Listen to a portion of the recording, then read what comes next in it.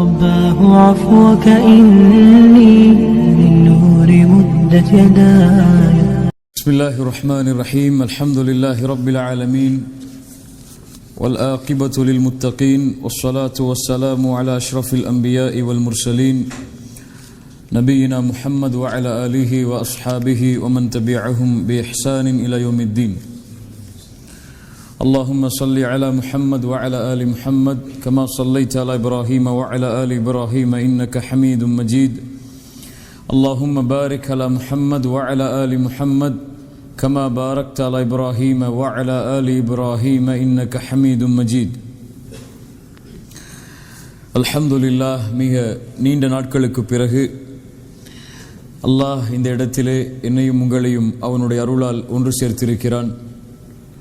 ஒரு மிகச்சிறந்த நோக்கத்தை எதிர்பார்த்து, அல்லாஹுடைய திருப்தி எதிர்பார்த்து, அல்லாஹுடைய மார்க்கத்திற்காக உழைப்பதற்கு ஒரு தயாரிப்பை அல்ஹம்துலில்லாஹ் அல்லாஹ் ரப்புல் ஆலமீன் எமக்கு ஒரு வாய்ப்பாக வழங்கியிருக்கிறான்.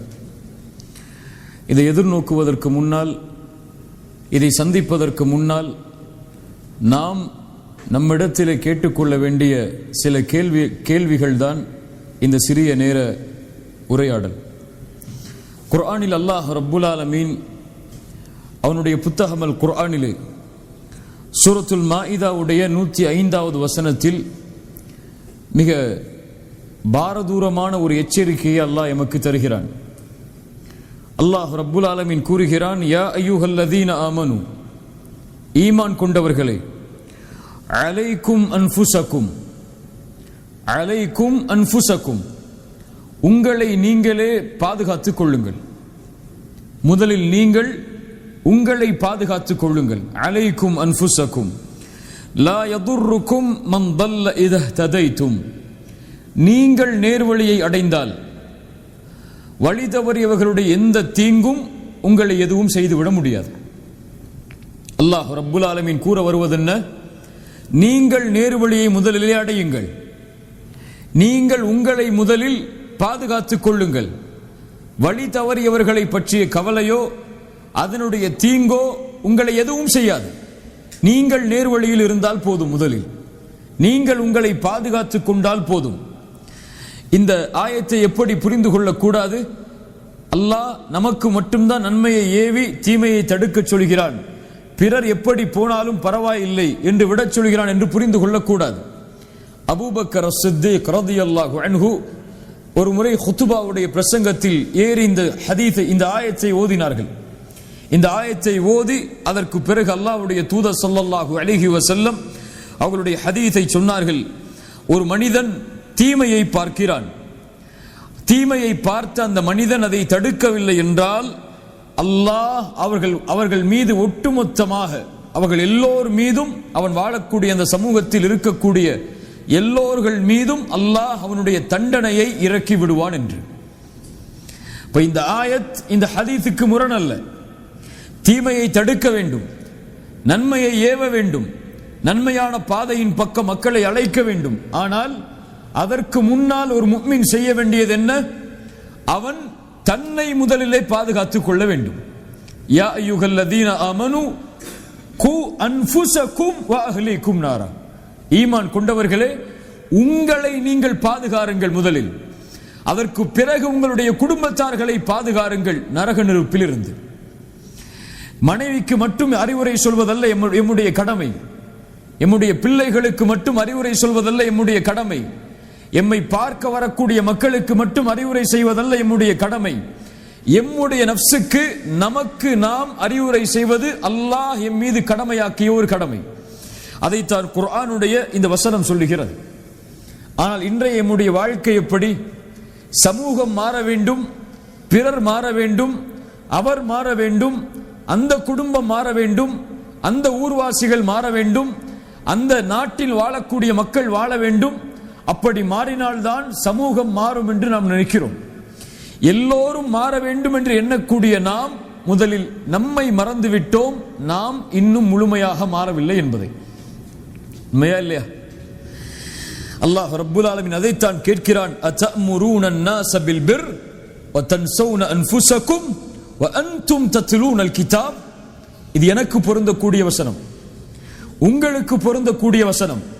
உங்களில் பலர் அழைப்பு பணி செய்யலாம், மக்களிடத்தில் நன்மைகளை ஏவலாம், தீமைகளை தடுக்கலாம். இந்த வசனத்தை அதற்கு முன்னால் கொண்டு வந்து பாருங்கள். அல்லாஹ் கேட்கிறான், தஅமுரூன அன்-நாஸ பில் பிர், மக்களுக்கு நீங்கள் நன்மையை ஏவுகிறீர்கள், வ தன்ஸௌன அன்ஃபுஸக்கும், ஆனால் உங்களை நீங்கள் மறந்து விடுகிறீர்களே, வ அன்தும் தத்லூனல் கிதாப், நீங்கள் குர்ஆனை ஓதுகிறீர்கள், அஃபலா தஅகிலூன், நீங்கள் அறிவு பெற மாட்டீர்களா என்று அல்லாஹ் ரப்புல் ஆலமீன் அவனுடைய புத்தகம் அல் குர்ஆனிலே கேட்கிறான். இதை பயந்தார்கள் எமக்கு முன்னால் வாழ்ந்த அறிஞர்கள் எல்லோரும். ஒரு விஷயத்தை சொல்லுவதற்கு முன்னால் அந்த விஷயத்தோடு என்னுடைய வாழ்வு எப்படி இருக்கிறது என்பதை சோதித்து பார்த்தார்கள். ஆனால் இன்று அறிவுரை வழங்குவதற்கு நாம் எல்லோரும் தயார். ஒருவருக்கு அறிவுரை வழங்குவதற்காக அழைக்கப்பட்டால் முன்னே சென்று அறிவுரை வழங்குவதற்கு, பயான் நிகழ்த்துவதற்கு எல்லோருக்கும் ஆசை இருக்கிறது. ஆனால் நம்மை நாம் மறந்து விடுகிறோம்.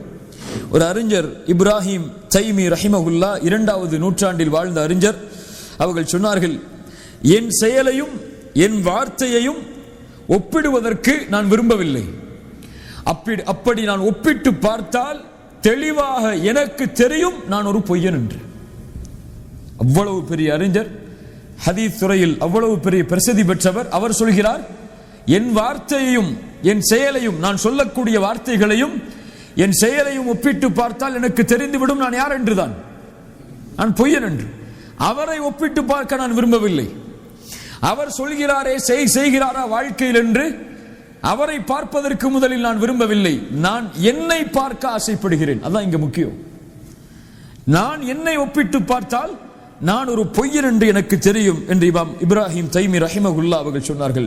அல்லாஹ் ரப்புல் ஆலமீன் அதைத்தான் அவனுடைய புத்தகம் அல் குர்ஆனிலே மேலும் கேட்கிறான், யா அய்யுஹல்லதீன ஆமனு லிம தகூலூன மா லா தஃஅலூன், நீங்கள் செய்யாத விஷயங்களை ஏன் மக்களுக்கு நீங்கள் சொல்கிறீர்கள்? கபுர மக்கத்தன் இந்தல்லாஹ், அல்லாஹ்விடத்திலே மிக பாரமானது எது? ஒரு மனிதன் தான் செய்யாத விஷயத்தை மக்களுக்கு அறிவுரையாக போதிப்பது. அல்லாஹ் அந்த குற்றத்திலிருந்து நம்மை பாதுகாப்பானாக. நாம் யார் என்று நமக்கு தெரியும். முதலில் நான் யார், என் ரப்புக்கு முன்னால் நான் நடந்து கொள்ளக்கூடிய முறை என்ன, தொழுகையில் என் நிலை என்ன, குர்ஆன் ஓதுதலில் என் நிலை என்ன, மறுமை சிந்தனையில் என் நிலை என்ன, மரண சிந்தனையில் என் நிலை என்ன என்பதெல்லாம் யாருக்கு தெரியும்? நமக்கு தெரியும். என்னை மக்கள் வேண்டுமானால் நல்லவராக கருதலாம். இவர் பயான் நிகழ்த்துகிறார், மக்களுக்கு அறிவுரைகளை சொல்கிறார், ஒரு மிகப்பெரிய நிகழ்ச்சிகளை எல்லாம் ஏற்பாடு செய்கிறார், அதில் நாம் எல்லோரும் இருக்கிறோம், எம்மை மக்கள் நல்லவர்களாக பார்க்கலாம். ஆனால் நாம் யார் என்று யாருக்கு தெரியும்? அல்லாஹ்விற்கு பிறகு நமக்கு தெரியும். அடிக்கடி சொல்லக்கூடிய வார்த்தை தான் இமாம் இப்னு ஜௌஸி ரஹிமஹுல்லாஹ் அவர்கள் சொல்லுவார்கள், இந்த மனிதர்கள் நமக்கு தரக்கூடிய கண்ணியம் எல்லாம் எதற்கு தான்? அல்லாஹ் எம்முடைய பாவங்களின் மீது போட்டுள்ள திரைக்கு தான். அந்த திரையை அல்லாஹ் அகற்றிவிட்டால் நாம் யார் என்று மக்களுக்கு தெரிந்துவிடும். அல்லாஹ் எமக்கு இட்ட அந்த திரைக்கு தான் மக்கள் கண்ணியம் கொடுக்கிறார்கள், எனக்கு அல்ல, உங்களுக்கு அல்ல. ஏன்? நம்முடைய பாவங்கள் வெளிப்படுத்தப்பட ஆரம்பித்து விட்டால் நாம் யார் என்பது நம்முடைய மனைவிக்கு தெரியும், நம்முடைய குழந்தைகளுக்கு தெரியும், நம்மை சுற்றி இருக்கக்கூடிய எல்லோருக்கும் தெரிந்துவிடும். இன்று நம்முடைய வாழ்க்கை இதை பற்றிய சிந்தனை இல்லாமல் பிறரை பற்றிய சிந்தனையிலேயே நாம் வாழ்ந்து கொண்டிருக்கிறோம். பிறருடைய குறைகளை ஆராய்வதிலேயே நம்முடைய நேரங்களை கழித்துக் கொண்டிருக்கிறோம். இமாம் இப்னு கையிம் ரஹிமஹுல்லாஹ் அவர்கள் சொல்லுவார்கள், அல்லாஹ் ஒரு மனிதனுக்கு இரக்கம் காட்டட்டும். அவர் யார் என்றால், தன் குறையில் மூழ்குவதை விட்டு, பிறருடைய குறையில் மூழ்குவதை விட்டு தன்னுடைய குறையிலேயே மூழ்கி கொண்டிருப்பார். அல்லாஹ் ஒருவருக்கு அவனுடைய கோபத்தை, அவனுடைய சாபத்தை இறக்குவான். யார் அவன்? பிறருடைய குறைகளில் மூழ்கி கொண்டிருப்பான், தன்னை மறந்து விடுவான்.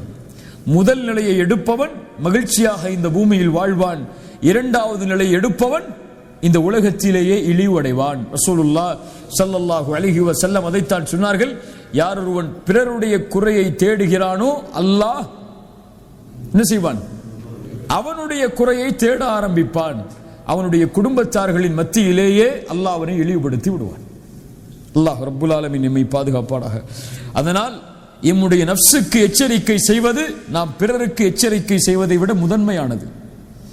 அறிவுரைகளை பிறருக்கு நாம் கூறுவதை விட நம்முடைய நஃப்ஸுக்கு கூறுவது மிக முதன்மையானது.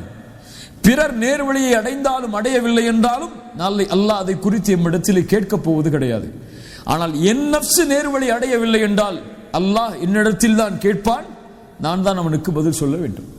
ஹஸன் அல் பஸ்ரி ரஹிமஹுல்லாஹ் அதனால் தான் சொன்னார்கள், ஒரு மனிதன் எப்போதும் நலவிலேயே இருப்பான் தன்னுடைய நஃப்ஸை எச்சரித்துக் கொண்டிருந்தால், தன்னுடைய நஃப்ஸுக்கு எச்சரிக்கைகளை கொடுத்து கொண்டே இருந்தால் அவன் எப்போதும் நலவிலேயே இருப்பான். அதனால் தான் ரசூலுல்லாஹ் ஸல்லல்லாஹு அலைஹி வஸல்லம் எந்த அறிவுரையை பிறருக்கு கூறுவதாக இருந்தாலும் தன்னையும் அதில் இணைத்தே அல்லாஹ்வுடைய தூதர் சொல்லுவார்கள். உதாரணமாக ரசூலுல்லாஹ் ஸல்லல்லாஹு அலைஹி வஸல்லம் ஒருமுறை சொன்னார்கள், நபி தோழர்களை பார்த்து, உங்களில் யாரும் உங்களின் அமல்களை காரணம் காட்டி சொர்க்கம் நுழைந்து விட முடியாது. யா அல்லாஹ், நான் இவ்வளவு செஞ்சிருக்க, இவ்வளவு அழைப்பு பணி செஞ்சிருக்க, இவ்வளவு சதக்கா கொடுத்திருக்க, இவ்வளவு மார்க்க நிகழ்ச்சிகளை ஏற்பாடு செஞ்சிருக்க, எனக்கு சொர்க்கத்தை கொடுன்னு சொல்லி யாரும் உங்கள்ட கேட்ட முடியாது. சஹாபாக்கள் உடனடியாக கேட்டார்கள், யா ரசூலுல்லாஹ், அப்போ நீங்க உங்களுடைய நிலைமை என்ன? ரசூலுல்லாஹ் ஸல்லல்லாஹு அலைஹி வஸல்லம் சொன்னார்கள், ஆம், நானும் தான். என்னையும் அல்லாஹ் அவனுடைய அருளால் சூழவில்லை என்றால் நானும் சொர்க்கம் நுழைய முடியாது. நான் நபி, நான் ரசூல், நான் அல்லாஹ்வுடைய நேசர், அல்லாஹ் என்ன சொர்க்கத்துக்கு அனுப்பிடுவான்னு உறுதியாக சொல்லல. என்ன சொன்னாங்க? அல்லாஹ் என்னையும் அவனுடைய அருளால் சூழவில்லை என்றால் நானும் சொர்க்கம் நுழைய முடியாது என்று அல்லாஹ்வுடைய தூதர் ஸல்லல்லாஹு அலைஹி வஸல்லம் அவர்கள் சொன்னார்கள். அதனால் பிறரை அழைப்பதற்கு தயாராக ஆகுவதற்கு முன்னால் இந்த மாநாட்டு நிகழ்ச்சிகளை ஏற்பாடு செய்து நாம் அல்லாஹ்வுடைய உதவியால் நாம் செய்கின்ற இந்த ஏற்பாட்டின் மூலமாக பிறர் நேர்வழியை அடைய வருவதற்கு முன்னால் நாம் செய்ய வேண்டியது, என் ரப்புக்கு முன்னால் நான் யார், அதை முதலிலே நான் இன்று முடிவெடுக்க வேண்டும். என் ஈமானின் தரம் என்ன என்பதை நான் இன்றைய நாள் தெரிந்திருக்க வேண்டும். ஆயிஷா ரலியல்லாஹு அன்ஹா அவர்கள் தன்னுடைய ஈமானை எப்படி மதிப்பிட்டார்கள்? குர்ஆனில் அல்லாஹ் 3 சமூகத்தார்களை சொல்கிறான். அதனுடைய விளக்கம் என்ன என்று ஆயிஷா ரலியல்லாஹு அன்ஹா அவர்களிடத்திலே வந்து நின்றார்கள். ஒரு கூட்டம் சாபிக்கும் பில் கைராத், நன்மையில் விரையக்கூடியவர்கள். இன்னொரு கூட்டம் முக்தஸித், நடுநிலையாளர்கள். இன்னொரு கூட்டம் ஸாலிமுல் லினஃப்ஸி, தங்களுக்கு தாங்களே அநீதம் இழைப்பவர்கள். ஆயிஷா ரலியல்லாஹு அன்ஹா சொன்னார்கள், சாபிக்கும் பில் கைராத், நன்மையில் முந்தியவர்கள் யார் என்றால் அல்லாஹ்வுடைய தூதரை ஈமான் கொண்டு அல்லாஹ்வுடைய தூதரோடு வாழ்ந்து அவர்களுடைய நாவிலாலே சொர்க்கத்தின் நற்செய்தி கொடுக்கப்பட்டவர்கள். அவர்களை பின்தொடர்ந்தவர்கள் யார்? முக்தஸித், நடுநிலையாளர்கள். ஸாலிமுல் லினஃப்ஸி, தங்களுடைய நஃப்ஸுக்கு அநீதம் இழைத்தவர்கள் யார் என்றால் வந்த தோழரை பார்த்து சொன்னார்கள், என்னையும் உன்னையும் போன்றவர்கள். ஆயிஷா ரலியல்லாஹு அன்ஹா தன்னுடைய ஈமானை எப்படி பார்த்தார்கள்? தன்னுடைய ஈமான் அல்லாஹ்விற்கு அநீதம் இழைக்கக்கூடிய தரத்தில் இருக்கிறது என்று பார்த்தார்கள். நாம் இன்னைக்கு எப்படி பார்க்கிறோம்? ஒரு சின்ன ஒரு தாவா நிகழ்ச்சி நல்லபடியா நடந்துருச்சு, மக்கள் வந்துட்டாங்கன்னா ஏதோ பெருசா சாதனை படைச்சிட்ட மாதிரி பார்க்கிறோம். அல்லது 5 வக்து சரியா தொழுதுட்டா இன்னைக்கு மௌத்தா போனா கூட அல்லாஹ் நம்மளை ஜன்னத்துல் ஃபிர்தௌஸ் ரசூலுல்லாஹ்வோட வாழ வச்சிருவான்னு பார்க்கிறோம். அல்லாஹ் ரப்புல் ஆலமீன் நம்மை சீர்படுத்துவாராக. சஹாபாக்கள் எல்லோரும் உங்களுக்கு எல்லாம் தெரியும். உமர் இப்னுல் கத்தாப் ரலியல்லாஹு அன்ஹு யார்? அவருடைய சிறப்புகளை எல்லாம் இந்த சிறிய நேரத்தில் கூற முடியாது. சத்தியம் அவருடைய நாவில் பேசும், அவருடைய சிந்தனையில் பேசும். உமர் ஒரு தெருவில் நடந்து சென்றால் ஷைத்தான் என்னோட தெருவில் ஓடி செல்வான். எனக்கு பிறகு ஒரு நபி வருவதாக இருந்தால் லக்கான உமர், அவர் உமராகத்தான் இருப்பார். உமரே, உன்னுடைய மாளிகையை நான் சொர்க்கத்திலே பார்த்தேன். உமரே, உன்னுடைய இல்மிற்கு அல்லாஹ் சான்று கொடுத்தான், உன்னுடைய இறையச்சத்திற்கு அல்லாஹ் சான்று கொடுத்தான். உனக்காக அல்லாஹ் குர்ஆனுடைய பல வசனங்களை இறக்கி இருக்கிறான். சுப்ஹானல்லாஹ். இப்படி சிறப்பு பெற்ற உமர் ஹலீஃபாவாக அமீருல் முஃமினீனாக மாறியதற்கு பிறகும் ஹுதைஃபா ரலியல்லாஹு அன்ஹு அல்லாஹ்வுடைய தூதர் முனாஃபிக்குகளுடைய பட்டியலை கொடுத்திருந்த, மறைவான அந்த பட்டியலை கொடுத்திருந்த நபித்தோழர் ஹுதைஃபாவிடத்திலே சென்று என்ன சொன்னார்கள்? யா ஹுதைஃபா, இந்த அமீருல் முஃமினீன், முஃமின்களுடைய அமீர் என்று அழைக்கப்படக்கூடிய உமர், இவரின் பெயரும் அந்த முனாஃபிக்கின் பட்டியலில் இருக்கிறதா என்று பார் என்றார்கள். ஹந்தலா ரலியல்லாஹு அன்ஹு என்ன சொன்னார்கள்? நாஃபக ஹந்தலா, ஹந்தலா முனாஃபிக்காகி விட்டார். ஏன் ஹந்தலா முனாஃபிக்கானார்? ரசூலுல்லாஹ்வோடு இருக்கும்போது ஒரு ஈமான், ரசூலுல்லாஹ்வை விட்டு பிரிந்து விட்டால் இன்னொரு ஈமான். அபூபக்கரிடத்தில் சொன்னார்கள் ரலியல்லாஹு அன்ஹு. அபூபக்கர் ரலியல்லாஹு அன்ஹு சொன்னார்கள், அப்படியா ஹந்தலா, நானும் அந்த தன்மையில் தான் இருக்கிறேன். அபு முலைகா ரஹிமஹுல்லாஹ் தாபிஇ, சஹாபாக்களுடைய மாணவர். அவர் சொல்கிறார், 30 நபித்தோழர்களை நான் பார்த்திருக்கிறேன். எத்தனை நபித்தோழர்கள்? 30 நபித்தோழர்களை நான் பார்த்திருக்கிறேன். அவர்களிடமிருந்து பாடம் படித்திருக்கிறேன். அந்த 30 நபித்தோழர்களும் தங்களை எண்ணினார்கள், நான் ஒரு முனாஃபிக்காக இருப்பேனோ என்று. சாதாரண நபித்தோழர்கள் அல்ல. அபு முலைகா ஹதீஸை அறிவிக்கக்கூடிய அறிவிப்பாளர். அவர் யாரிடத்திலிருந்து ஹதீஸை எல்லாம் கேட்டார் என்று பார்த்தால் ஆயிஷா ரலியல்லாஹு அன்ஹா, அஸ்மா பின்த் அபி பக்கர், அலி பின் அபி தாலிப், சஅத் பின் அபி வக்காஸ். சுப்ஹானல்லாஹ், சொர்க்கத்திற்கு நற்செய்தி சொல்லப்பட்ட நபித்தோழர்கள் இவர்கள் எல்லாம். இவர்களிடமிருந்து ஹதீஸை கேட்கக்கூடிய அபு முலைகா ரஹிமஹுல்லாஹ் எப்படி என்ன சொன்னார்கள்? இந்த 30 நபித்தோழர்களும் தங்களை எப்படித்தான் எண்ணினார்கள்? தான் ஒரு முனாஃபிக்காக இருப்பேனோ என்று எண்ணினார்கள். ஹசன் ரஹிமஹுல்லாஹ் அவர்கள் அதன் காரணமாகத்தான் சொன்னார்கள், மா யகாஃபுன் நிஃபாக இல்லல் முஃமின். ஒரு முஃமின் தான் நிஃபாக்கை பயப்படுவான். ஒரு முஃமின் தான் நான் நயவஞ்சகனா என்று பயப்படுவான். ஒரு முனாஃபிக் நிஃபாக்கை பயப்படவே மாட்டான். ஃபஜ்ர் தொழாதவன் முனாஃபிக் என்று ரசூலுல்லாஹ்வுடைய தெளிவான சான்று இருக்கிறது. ஒரு முஃமின் தான் ஃபஜ்ர் தொழவில்லை என்றால் நான் முனாஃபிக்குடைய பட்டியலில் சேர்ந்து விட்டேனே என்று பயப்படுவான். ஃபஜ்ரை தொழாமல் எழுந்திருக்கிறான், எந்த உணர்வும் இல்லை என்றால் இவன் பயப்படவே வேண்டாம். இவன் யார்தான்? முனாஃபிக் தான். அல்லாஹு அக்பர். தவறுகளை செய்யும் பொழுது நான் நயவஞ்சகத்தில் இருப்பதால் தான் இந்த தவறை செய்கிறோம் என்ற எண்ணம் இல்லை என்றால் நாம் முஃமின் தான். நாம் முஃமினாக இருக்க முடியாது, முனாஃபிக்காகத்தான் இருப்போம். நம்முடைய சொல், நம்முடைய செயல் எல்லா நிலையிலும் வேறுபடுகிறது. யாரும் அதில் சுத்தமானவர்கள் அல்ல. நம்முடைய மனைவிக்கு ஒரு அறிவுரை சொல்லுவோம், பிள்ளைகளுக்கு அறிவுரையை சொல்லுவோம், நம்மிடத்திலே அறிவுரையை கேட்டு வருபவர்களுக்கு நாம் ஒரு அறிவுரையை சொல்லுவோம். ஆனால் நமக்கு தெரியும் அந்த அறிவுரையில் நான் எந்த அளவு இருக்கிறேன் என்று. இல்லையா? குர்ஆனுடைய வகுப்புக்கு வரக்கூடிய நிகழ்வுகளை எல்லாம் மக்களுக்கு அனுப்பி அவர்கள் இந்த சென்டருக்கு வந்து குர்ஆனை ஓத வேண்டும் என்று ஆர்வத்தை ஏற்படுத்துவோம். ஆனால் நமக்கு தெரியும் குர்ஆனில் நம்முடைய நிலைமை என்னவென்று, தொழுகையில் நம்முடைய நிலைமை என்னவென்று, திக்ரில் நம்முடைய நிலைமை என்னவென்று, அல்லாஹ்வுடைய பார்வையில் நம்முடைய நிலைமை என்னவென்று. அதை பற்றி எல்லாம் எந்த கவலையும் இல்லாமல் நாம் வாழ்ந்து கொண்டிருக்கிறோம். தெளிவான முனாஃபிக்குகளுடைய தன்மைகளை ஒப்பிட்டு பார்த்தால் இன்றைய நம்முடைய வாழ்வின் தன்மைகளை ஒப்பிட்டு பாருங்கள், அப்படியே இருக்கும். நாம் நிஃபாக்குடைய தன்மையில் வாழ்ந்து கொண்டே அல்லாஹ் பாதுகாப்பானாக நம்மை முஃமினாக நினைக்கிறோம். ஆனால் நபித்தோழர்கள் முஃமின்களாக வாழ்ந்து கொண்டே தங்களை முனாஃபிக்காக நினைத்தார்கள். அதான் நமக்கும் நபித்தோழர்களுக்கும் உள்ள வித்தியாசம். அல்லாஹ் ரப்புல் ஆலமீன் நம்மை பாதுகாப்பானாக. இப்ப இந்த தன்மையிலிருந்து எப்படி மாறுவது? ஒருவர் மாறினால் அவனுடைய வாழ்வில் எது நடக்கும்? அதுதான் இந்த நேரத்தில் நம்ம செய்ய வேண்டிய முடிவு. ஒருவன் தன்னை அல்லாஹுவை நோக்கி விரையக்கூடிய மனிதனாக மாற்றினால் 2 தன்மைகள் அவனுடைய வாழ்க்கையில் ஏற்படும். முதல் தன்மை, தன்னுடைய ரப்பை அடையாமல் நெருங்காமல் தடுப்பதற்கு உள்ள பாவங்களை விட்டு விடுபடுவான். தன்னுடைய ரப்பை நெருங்குவதற்கு தடையாக இருக்கக்கூடிய பாவங்களை விட்டு விடுபடுவான். இது என்ன தன்மை? முதல் தன்மை. ஆனால் இன்று நாம் எப்படி? நம்முடைய ஆடைகள் அழகாக இருக்கிறது, நம்முடைய கல் அல்லாஹ்விற்கு முன்னால் அழகாக இல்லை. தொழுகிறோம், நோன்பு வைக்கிறோம், ஜகாத் கொடுக்கிறோம், தஅவா செய்கிறோம். இந்த வெளிப்படையான அமல்கள் எல்லாம் சரியாக இருக்கிறது. ஆனால் உள்ளம் இன்னும் பாவத்தை சுமந்து கொண்டே இதை செய்து கொண்டிருக்கிறது. அப்படியா இல்லையா? தொழுகிறோம், புறம் பேசுகிறோம், தொழுகிறோம், பொய் பேசுகிறோம், தொழுகிறோம், பிறர் மானத்தை பற்றி பேசுகிறோம், தொழுகிறோம், பிறர் குறைகளை வெளிப்படுத்துகிறோம். ஆனால் தொழுகிறோம். எது மேலானது? இப்னு தைமியா ரஹிமஹுல்லாஹ் அவர்களிடத்திலே அழகிய கேள்வியை கேட்டார்கள். ஒரு மனிதன் இஸ்திக்ஃபார், பாவ மன்னிப்பை கேட்கிறான். ஒரு மனிதன் அல்லாஹ்வை புகழ்கிறான். இதில் இந்த இரண்டில் எது சிறந்த அமல்? இது சிறந்த அமல்? பாவ மன்னிப்பா அல்லாஹ்வை புகழ்தலா? பாவ மன்னிப்பா அல்லாஹ்வை புகழ்தலா? இப்னு தைமியா ரஹிமஹுல்லாஹ் உதாரணத்தோடு சொன்னார்கள். ஏன் பாவ மன்னிப்பு சிறந்தது தெரியுமா?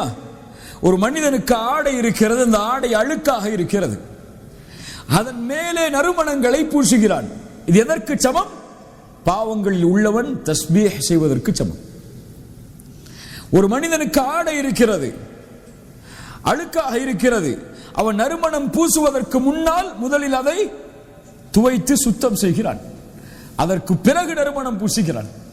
இது பாவங்களிலிருந்து விடுபட்டு பாவ மன்னிப்பை கேட்டு அல்லாஹ்வை நெருங்கி நன்மைகளை செய்கிறார். இவர்கள்தான் அல்லாஹ்விற்கு விருப்பமானவர்கள். இவர்கள்தான் அல்லாஹ்விற்கு விருப்பமானவர்கள். இன்னஸ் ஸலாத்த தன்ஹா அனில் ஃபஹ்ஷாஇ வல் முன்கர்.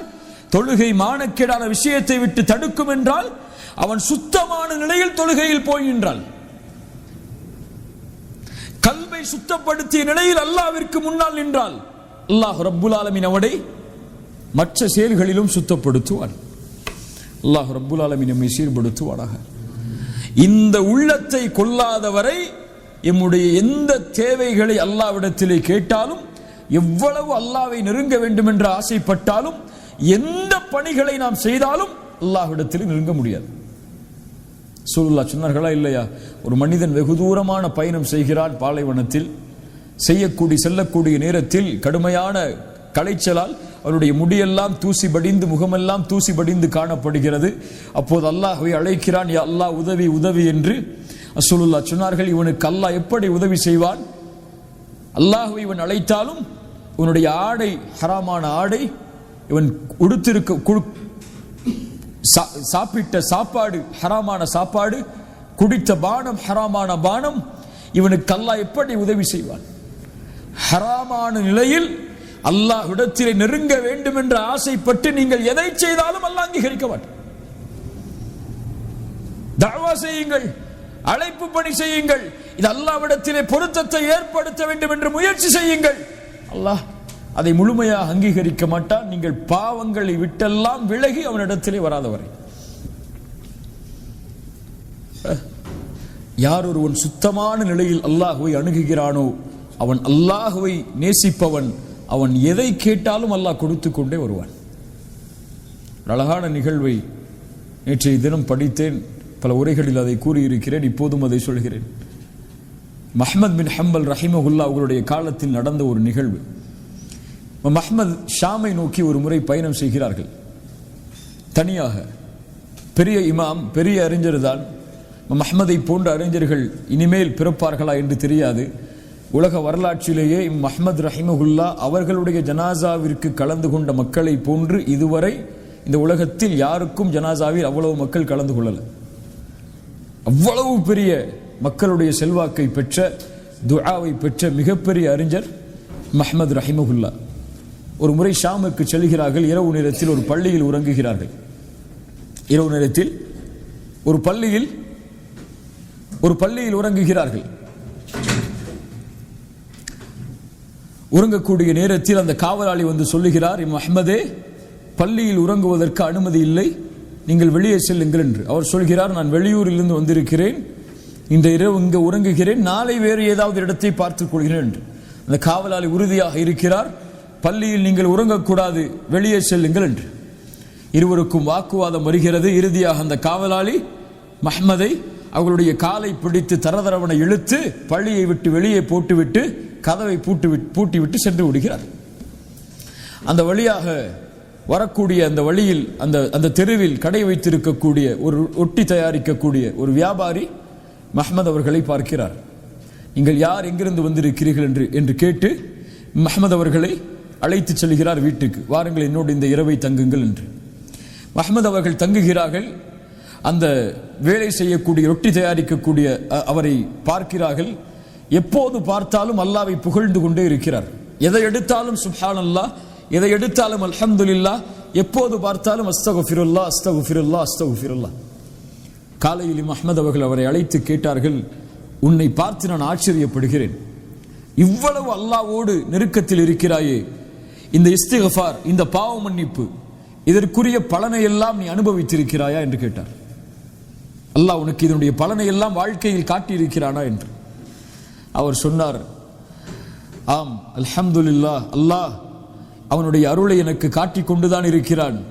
இதுவரை அல்லாஹுவை நான் அழைத்து எந்த ஒரு அழைப்பையும் அல்லாஹ் நிராகரித்ததாக இல்லை.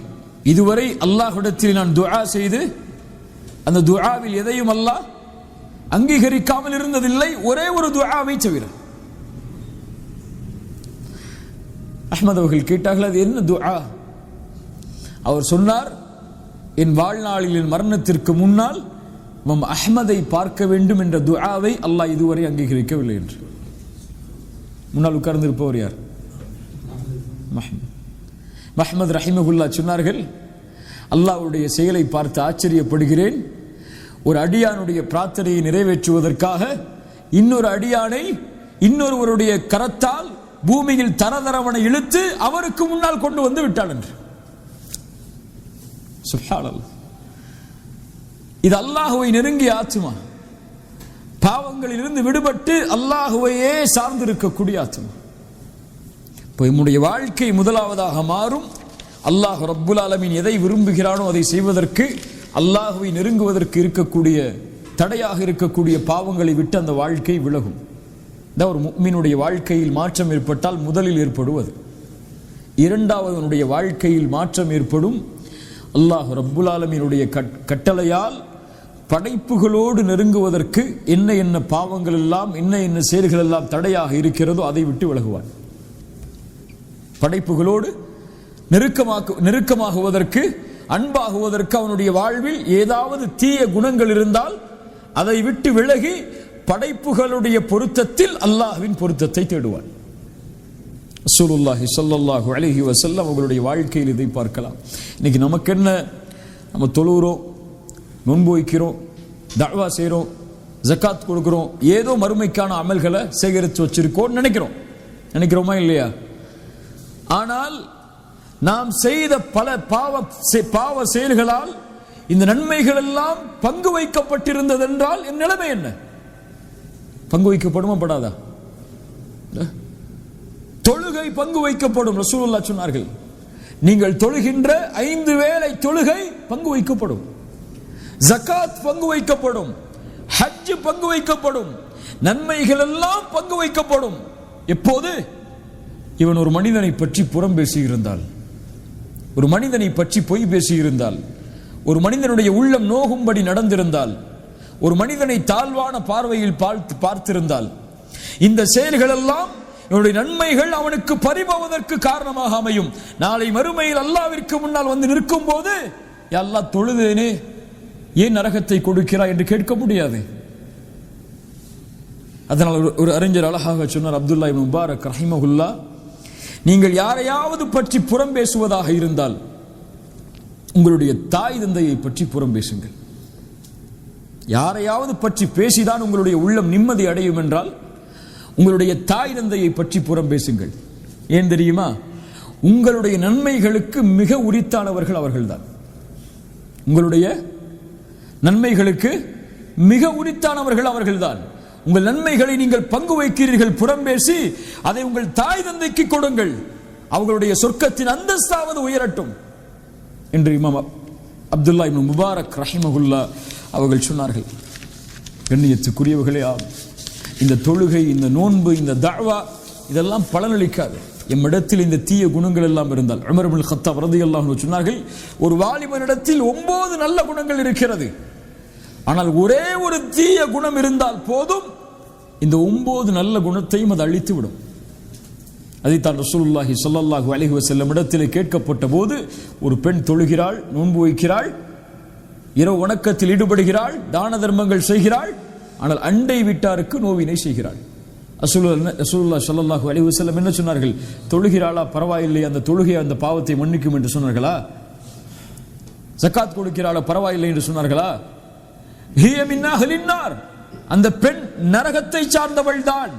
அண்டை வீட்டாருக்கு நோவினை செய்யும் அந்த பாவம் மேலே உள்ள எல்லாவற்றையும் அழித்துவிடும். அதைத்தான் அந்த ஹதீஸில் சொன்னார்கள். கவனிக்க வேண்டிய வார்த்தையும் அதுதான், லா கைர ஃபீஹா, அவரிடத்தில் எந்த நலவும் இல்லை. தொழுதாலும் தான தர்மங்கள் செய்தாலும் அவளிடத்தில் எந்த நலவும் இல்லை. ஹிய மின் அஹ்லின் நார், அவள் நரகத்தை சார்ந்தவள் தான். இத்ஃபா பில்லத்தி ஹிய அஹ்ஸன். நாம் இந்த நேரத்தில் செய்ய வேண்டியது அதுதான். நம்ம ஒரு ஆளை நேசிக்கிறோம், அவரோட நல்ல முறையில் நடந்து கொள்றோம், இது இல்ல பெரிய விஷயம். உங்க மேல நான் நேசம் வச்சிருக்கேன், உங்கள்கிட்ட கண்ணியமா நடக்கிற, உங்களை பத்தி யார்ட்டையும் நான் பேசுறது இல்லை, உங்களுடைய மானம் பங்கமளிக்கக்கூடிய காரியத்தை செய்வதில்லை, உங்களுடைய குறைகளை நான் மறைக்கிறேன், என் மனைவியை நேசிக்கிறேன், மனைவியை பற்றி யாரிடத்திலும் பேச மாட்டேன், என் பிள்ளைகளை நேசிக்கிறேன், பிள்ளைகளை பற்றி யாரிடத்திலும் பேச மாட்டேன், அவர்களிடத்திலே கோவப்படும்படியாக நடந்து கொண்டாலும் நான் அவர்களிடத்திலே கோவப்பட மாட்டேன், இது இல்ல பெரிய விஷயம். யாரென்றே தெரியாத மனிதர்கள், அடையாளமே தெரியப்படாத மனிதர்கள் எம்மிடத்திலே வரும் பொழுது அவர்களிடத்திலே நாம் எப்படி நடந்து கொள்கிறோம், அதுதான் அல்லாஹ்வுக்கு மிக முக்கியமானது. எல்லாரும் நடப்பாங்கல்ல, தெரிந்த மனிதர்களிடத்தில், நேசமுள்ள மனிதர்களிடத்தில் எப்படி நாம் பிற மனிதர்களிடத்தில் நடந்து கொள்ளப் போகிறோம், அவர்கள் வரும்போது அவர்கள் எப்படி வரவேற்க போகிறோம், அவர்கள் எம்மிடத்திலே கோபப்படக்கூடிய செயல்களை செய்யும் போது நாம் அவர்களிடத்தில் எப்படி நடந்து கொள்ளப் போகிறோம், அறியாமையில் சில வார்த்தைகளை அவர்கள் பேசும்போது அறியாமையில் பேசப்படும் அந்த வார்த்தைகளை எப்படி கையாளப் போகிறோம், அதுதான் முக்கியம். இத்ஃபா பில்லத்தி ஹிய அஹ்ஸன், தீமையை நன்மையை கொண்டு அழியுங்கள், அதை விரட்டுங்கள், அதை மாற்றுங்கள் என்று அல்லாஹ் ரப்புல் ஆலமீன் அவனுடைய புத்தகம் அல் குர்ஆனிலே சொல்கிறார். அதனால நம்ம நினைக்க வேண்டியது நம்ம முனாஃபிக் இல்ல, மாஷா அல்லாஹ் இருக்கலாம் உங்களில் பலர். என் ஈமானை பார்க்கும்போது எனக்கு அதான் தெரியுது. உங்கள் ஈமானை முன்னால் வைத்தால் நீங்கள் முடிவெடுங்கள் நான் யார் என்று. இந்த நிலையில் என்னை மலக்குல் மௌத் சந்தித்தால் என் நிலைமை என்ன? நான் இங்கே உட்கார்ந்து இருப்பது எதற்குத்தான்? அல்லாஹ்வுடைய பொருத்தத்தை அடைவதற்குத்தான். ஆனால் இந்த குணங்களோடு இதே நிலையில் மலக்குல் மௌத் என்னை சந்தித்தால் என் நிலைமை என்ன? அல்லாஹ் என் உயிரை கைப்பற்றுவதற்கு மலாயிக்கத்துல் அஸாபை இறக்கினால், வேதனை தரக்கூடிய மலக்குகளை யா அல்லாஹ் எனக்கு ரஹ்மத்துடைய மலக்குகளை இறக்கி யா அல்லாஹ்னு கேட்க முடியுமா? அந்த கடைசி நொடிக்காகத்தான் எல்லாரும் போராடுறோம். அந்த கடைசி நொடி நல்ல முறையில் அமைந்து விட்டால் அல்லாஹ் ரப்புல் ஆலமீன் நம்மை பாதுகாப்பான். அதனால இந்த நிகழ்ச்சிகள் எல்லாம் எதற்கென்றால் நமக்காகத்தான். முதல்ல அதை புரிஞ்சுக்கணும். ஏதோ மக்களை கூப்பிடுறோம், மக்கள் வரப்போறாங்க, ஒரு பெரிய கூட்டம் வரப்போகுது, 1000 பேர் 2000 பேர் வரப்போறாங்க, ஒரு பெரிய நிகழ்ச்சி நடத்தி சாதனை படைக்க போறோம்லாம் கிடையாது. அது ஒரு சாதனையும் கிடையாது. இந்த நிகழ்ச்சி எனக்கு, நிகழ்ச்சியில் கலந்து கொண்டு இதற்கு உழைப்பது என் நன்மைக்கு, என் ஈமானை பாதுகாப்பதற்கு. நாளைக்கு நான் அல்லாஹ்வுக்கு முன்னாடி நிற்கும் போது என் அமல்கள் அல்லாஹ்விடத்தில் நிறுத்தப்படும் போது என் எடை கனமானுங்கிறதுக்காக அவங்கள பத்தி எனக்கு கவலை இல்லை. அந்த உழைப்பும் எனக்காகத்தான் அப்படி நினைக்கணும். நம்ம அந்த நினைப்பு தான் ஈமானை அடுத்த தரத்து கொண்டு போகும். இது அவங்களுக்கு, மற்றவங்களுக்கு, இது அவங்க வந்து பலனளிக்கக்கூடிய மக்களுக்கு நினைச்சோன்னு சொன்னா இது நமக்கு தேவையில்லை. லா யதுர்ருக்கும் மன் தல்ல இதா ததைத்தும், அந்த தீங்கு நம்மளை ஒன்றும் செஞ்சிடாது. அவங்க நேர வழி அடைஞ்சாலும் அடையாட்டாலும் வந்தாலும் வராட்டாலும் நாளைக்கு மறுமையில் அல்லாஹ் அதை குறிச்சு நம்மள்கிட்ட கேட்க போறது கிடையாது. ஏன் அந்த நிகழ்ச்சியில வந்து நேர வழி அடைய போறலன்னு சொல்லி. இந்த நிகழ்ச்சியை நடத்தின நீ ஏன் நேர வழி அடையல அதான் கேட்பான்ல. நீ ஏன் தொழுகையில சரியாகல, நீ ஏன் குர்ஆன் ஓதுறதுல சரியாகல, நீ ஏன் அல்லாஹ்வுடைய நினைவுல சரியாகல. ஒரு அழகிய கவிதையை அரபி மொழியில் இருக்கக்கூடியவற்றை கூறிவிட்டு இந்த நேரத்தை முடிக்கிறேன். ஒரு அறிஞர் சொன்னார், யா அப்து யா அப்து கம் யராக அல்லாஹு ஆசியா, அல்லாஹ் உன்னை எவ்வளவு காலம் பாவத்தில் பார்ப்பான், எவ்வளவு காலம் அவனுக்கு முன்னால் நீ பாவம் செய்யக்கூடிய நிலையில் அல்லாஹ் உன்னை பார்க்க வேண்டும் என்று ஆசைப்படுகிறாய். ஹரீஸன் அல துன்யா வலில் மௌத்தி நாசியா, உலகத்தின் பேராசையா, மௌத்தை மறந்து விட்டாயா? அனசீத லிகா அல்லாஹ், அல்லாஹ்விற்கு முன்னால் நிற்கப்படுவோம் என்பதை மறந்து விட்டாயா? அந்த நாள் எப்படிப்பட்டது தெரியுமா? அந்த நாளில் நிற்கக்கூடிய மனிதனுடைய தலைமுடிகள் எல்லாம் நரைத்து விடும். அல்லாஹு அக்பர். ஒரு மனிதன் இந்த பூமியில் தக்குவாவுடைய ஆடையை அணிந்தால்தான் மறுமையில் அவன் ஆடையோடு இருப்பான். அவனுடைய தக்குவாவுடைய ஆடை அவனுடைய ஈமானுக்கு ஆடையை கொடுத்து பலனளிக்கும். வலௌ தாமத்தி துன்யா லி அஹ்லிஹா, இந்த துன்யா இங்கே வாழக்கூடியவர்களுக்கு நிரந்தரமாக இருக்கும் என்றால் லகான ரசூலுல்லாஹி ஹய்யன் வ பக்கியா, முஹம்மது ரசூலுல்லாஹ் நிரந்தரமாகவும் நிலையாகவும் இருந்திருப்பார்கள். வலக்கின்னஹா தஃப்னா வ யஃப்னா, எல்லாம் அழியும், எல்லாம் அழிந்துவிடும். வதப்க ذுனூப் வல் மஆசி கமா ஹிய, ஆனால் நீங்கள் செய்த பாவங்களும் குற்றங்களும் மட்டும் நிலையாகவே இருக்கும். எது அழிஞ்சாலும் சரி. அல்லாஹ் ரப்புல் ஆலமீன் நம்மை சீர்படுத்துவானாக. சிறிய நேரத்தில் நமக்கு கொடுக்கப்பட்ட இந்த அறிவுரை நான் மாறுவதற்கு, நீங்கள் மாறுவதற்கு, ஒவ்வொரு அறிவுரையும் மக்களுக்கு கொடுக்கப்படுவதற்கு முன்னால் நம்ம கேட்டுக்கணும், என் அமலும் இந்த செயலும் ஒத்துப்போகுதா? இல்லை என்றால் இதை பேசுவதை விட பேசாமல் இருப்பது எனக்கு நல்லது. என் ஈமான் இன்றைய தினம் இதுதான். மௌத்தா போகும்போது கூட நம்பிக்கை வந்துடக்கூடாது, அமல் வச்சிருக்கோம், அல்லாஹ் நமக்கு சொர்க்கத்தை கொடுத்துருவான்னு சொல்லி. எந்த சஹாபி அப்படி நம்பல? முஆத் இப்னு ஜபல் ரலியல்லாஹு அன்ஹு மௌத்துடைய நேரத்தில் அழுதார்கள். அழுது சொன்னார்கள், அல்லாஹும்ம இன்னி அஊது பிக மினல் லைல் அஸ்ஸபாஹுஹா இலன்னார். இரவு நேரம் சொன்னார்கள், யா அல்லாஹ், உன்னிடத்திலிருந்து இந்த இரவிலிருந்து பாதுகாப்பை தேடுகிறேன், காலை எனக்கு நரகமாகிவிட்டால். முஆத் இப்னு ஜபல் யாரை பார்த்து ரசூலுல்லாஹ் யா முஆத் இன்னி உஹிப்புக் என்று சொன்னார்களோ அந்த முஆத். உமர் இப்னு கத்தாப் மௌத்துடைய நேரத்தில் என்ன சொன்னாங்க? யா வைலக யா உமர், உமரே உனக்கு நாசம் உண்டாகிவிடும், அல்லாஹ் உனக்கு இந்த நேரத்தில் இரக்கம் காட்டவில்லை என்றான். நம்மளாம் ஏமாத்திரம் ஒண்ணுமே இல்லை. ஈமானை போட்டு கொஞ்சம் கீழே மிதிச்சிட்டு நில்லுங்க, அப்பதான் நமக்கு அமல் செய்யணும்னு ஆர்வம் வரும். அதனால இல்லை, அவ்வளவுதான் நம்ம ஈமான், அவ்வளவுதான் நம்மளுடைய தன்மை. நான் முனாஃபிக் என்ற கேள்வி ஒவ்வொரு நிமிடமும் ஒவ்வொரு செயலிலும் வரணும். அல்லாஹ் ரப்புல் ஆலமீன் இந்த பண்பை கொடுத்தால்தான் நம்ம முஃமினா வாழ முடியும். கடைசியா அந்த வார்த்தையை மீண்டும் சொல்ற, ஒரு முஃமின் தான் நிஃபாக்கை பயப்படுவான், ஒரு முனாஃபிக் நிஃபாக்கை ஒருபோதும் பயப்பட மாட்டான். நயவஞ்சகனா என்ற கேள்வி ஒவ்வொரு செயலிலும் ஒவ்வொரு அமலிலும் இருக்கணும். அல்லாஹ் ரப்புல் ஆலமீன் அப்படிப்பட்ட தன்மையை நமக்கு தரட்டும். ஜஸாக்குமுல்லாஹு ஹைரன், பாரக்கல்லாஹு லக்கும். அல்லாஹ் நம்ம அமல் செய்யக்கூடிய இந்த செயலை அல்லாஹ் அங்கீகரிக்கணும். அல்லாஹ் இதன் மூலமாக முதலாவதாக நமக்கு பலனை தரணும். அதற்கு பிறகு அல்லாஹ் ரப்புல் ஆலமீன் வரக்கூடிய மக்களுக்கு பலனை ஏற்படுத்தணும். கூலு கௌலி ஹாதா அஸ்தக்ஃபிருல்லாஹ் லி வ லக்கும். அஸ்ஸலாமு அலைக்கும் வரஹ்மத்துல்லாஹி வபரகாத்துஹு.